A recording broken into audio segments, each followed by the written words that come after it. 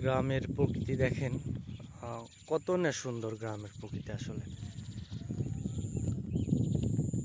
আবার এই যে সামনে দেখা যাচ্ছে এক ভাই পাট ধুচ্ছে, সেই সাথে বিড়বিড় করে গানও গাচ্ছে। দেখা যাক আমরা গানটি শুনতে পারি কিনা।